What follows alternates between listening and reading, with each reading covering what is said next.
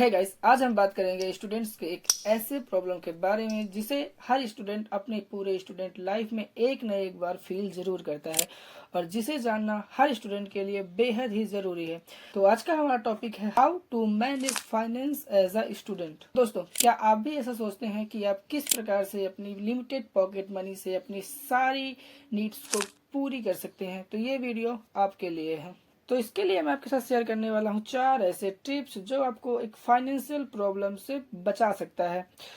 तो हेलो दोस्तों, मेरा नाम है सचिन और स्वागत करता हूँ आपका अपने यूट्यूब के चैनल द पावर ऑफ पाई में, जहाँ हम डिस्कस करते हैं क्लास 9 to 10 की फिजिक्स और मैथ्स।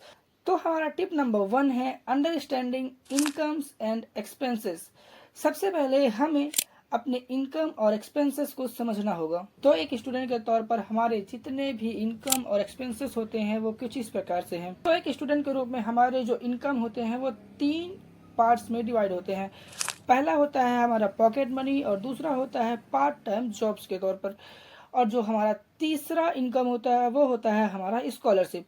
अब समझते हैं हमारे जो एक्सपेंसेस होते हैं। तो हमारे जो एक्सपेंसेस होते हैं वो भी मेनली 3 कैटेगरीज में डिवाइड होते हैं। पहला होता है हमारा ट्यूशन फीस, और दूसरा होता है हमारे बुक्स, और तीसरा जो हमारा मोस्ट इम्पॉर्टेंट एक्सपेंसेस है वो होता है हमारा डेली नीड्स यानी कि फूड्स और ट्रांसपोर्ट में। और जब आप अपने इनकम और एक्सपेंसेस को अच्छी तरह से समझ जाते हैं तब आपको अपने सारे इनकम्स को अपने एक्सपेंसेस के अकॉर्डिंग ही मैनेज करना होगा। Remember, always track your income and expenses. इसके लिए आप एक सिंपल नोटबुक या फिर आप एक एक्सपेंसेस ट्रैकिंग ऐप का भी यूज कर सकते हैं। तो अब बढ़ते हैं हमारे टिप नंबर 2 की ओर। तो हमारा जो टिप नंबर 2 है वो है हमारा बजटिंग बेसिक्स। तो अब हम बात करते हैं बजटिंग की। हम अपने बजट को मेनली 2 कैटेगरी में डिवाइड करते हैं। पहला है हमारा मंथली बजट। आप हर मंथ एक बजट बनाएं और उसे स्ट्रिक्टली फॉलो करें।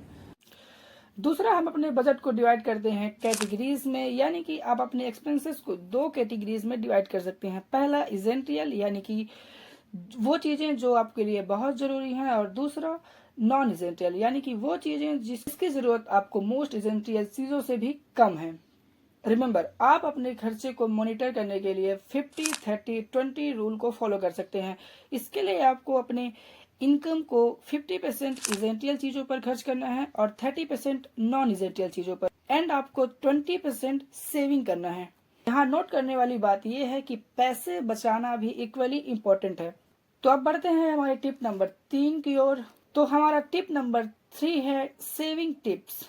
इसे हम मेनली 2 पार्ट में डिवाइड करते हैं। हमारा जो पहला पार्ट होगा वो होगा इमरजेंसी फंड्स के रूप में, और जो हमारा दूसरा पार्ट होगा वो होगा हमारे डिस्काउंट्स एंड ऑफर्स के रूप में। तो आप अपने इमरजेंसी नीड्स के लिए एक फंड क्रिएट करें।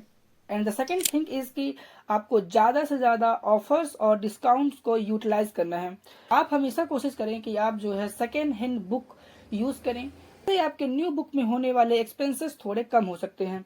यहाँ भी आपको एक बात याद रखना होगा कि start small but be consistent. छोटे अमाउंट्स भी एक टाइम के बाद बड़े हो जाते हैं। तो अब बढ़ते हैं हमारे लास्ट टिप की ओर, जो कि है हमारा tip number 4 smart spending. Smart spending एक ऐसा मेथड है जिससे आप अपने सारे फाइनेंस को बेटर मैनेज कर सकते हैं। अब स्मार्ट स्पेंडिंग करने के लिए मेनली हम 2 मेथड्स का यूज कर सकते हैं। फर्स्ट है हमारा नीड्स वर्सेस वांट्स। पहले नीड्स को प्रायोरिटाइज करें, and the second thing is impulse buying. Impulse buying से बचने की कोशिश करें। कोई भी चीज खरीदने से पहले सोच लें कि क्या आपको सच में उस चीज की जरूरत है या नहीं है। रिमेंबर, कोई भी लार्ज परचेस करने से पहले अपने आप को 1 दिन का टाइम जरूर दें, ताकि आप उस चीज के बारे में अच्छे से सोच सकें कि क्या आपको सच में उस चीज की जरूरत है। तो दोस्तों, ये थे कुछ tips to manage your finance as a student. Remember, discipline and planning is the key. अगर आपको वीडियो पसंद आया हो तो प्लीज लाइक करें, शेयर करें और चैनल को सब्सक्राइब करके बेल आइकन को प्रेस कर लें। और हमें कमेंट में जरूर बताएं कि इन चारों टिप्स में से कौन सी टिप आपके लिए सबसे ज्यादा हेल्पफुल होने वाली है। Thank you for watching. See you in the next video.